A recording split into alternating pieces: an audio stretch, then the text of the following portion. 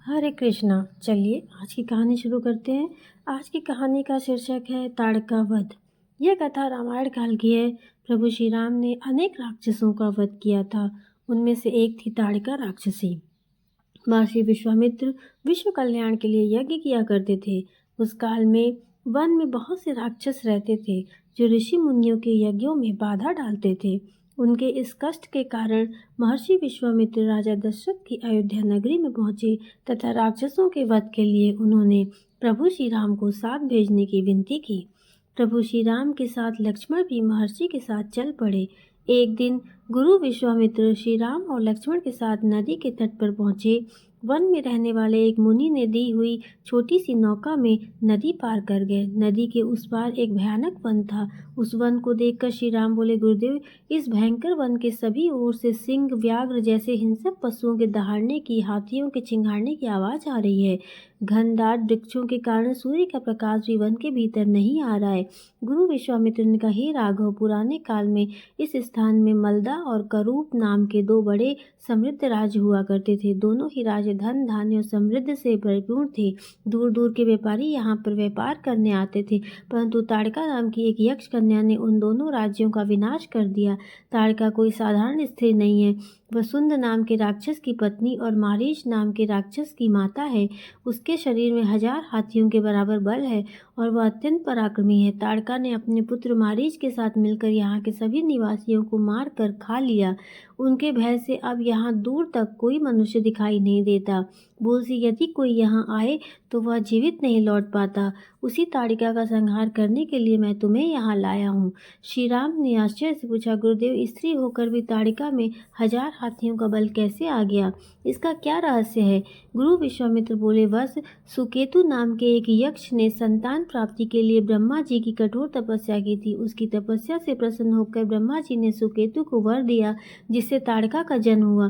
सुकेतु ने ब्रह्मा जी से ताड़का अत्यंत बलशाली हो जाए ऐसा वर मांगा था। उस पर ब्रह्मा जी ने ताड़का के शरीर में 1000 हाथियों का बल दे दिया। शक्तिशाली ताड़िका बड़ी होने पर सुकेतु ने उसका विवाह सुंद नामक राक्षस से कर दिया।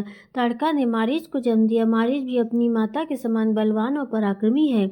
बालक था तभी से वह बहुत उपद्रवी था। ऋषि मुनियों को अकारण कष्ट दिया करता था, इसलिए अगस्त ऋषि ने उसे राक्षस बन जाने का शाप दे दिया।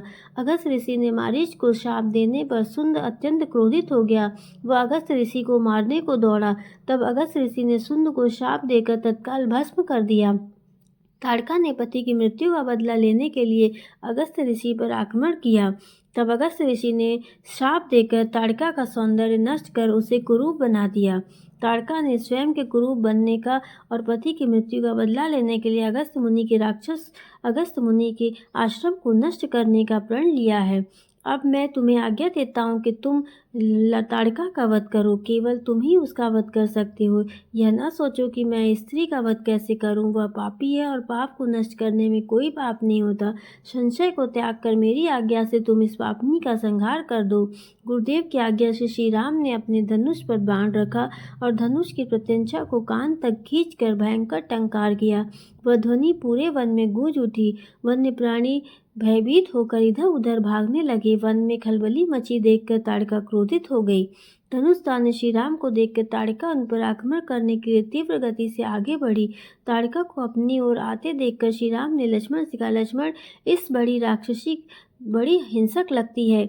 तुम एक ओर सावधान होकर खड़े हो जाओ। विकराल ताड़िका बिजली की जैसी राम और लक्ष्मण पर अत्यंत गति से आक्रमण करे, इससे पहले ही श्री राम ने तीक्ष्ण बाण चलाकर ताड़िका का हृदय छलनी कर दिया। उसके शरीर से रक्त की धारा बहने लगी। वह पुनः आक्रमण करे, इससे पहले ही श्री राम ने एक और बाण चलाकर ताड़िका पर चला दिया और ताड़िका पीड़ा से चीखती हुई चक्कर खाकर भूमि पर गिर पड़ी। अगले ही क्षण उसके प्राण चले गए। श्री राम के इस पराक्रम से गुरु विश्वामित्र अत्यंत प्रसन्न हो गए और उन्होंने प्रभु श्री राम को आशीर्वाद दिया। यहीं पे हमारी कहानी समाप्त होती है और मैं आशा करती हूँ आपको ये कहानी अच्छी लगेगी। तब तक के लिए हरे कृष्णा, राधे राधे।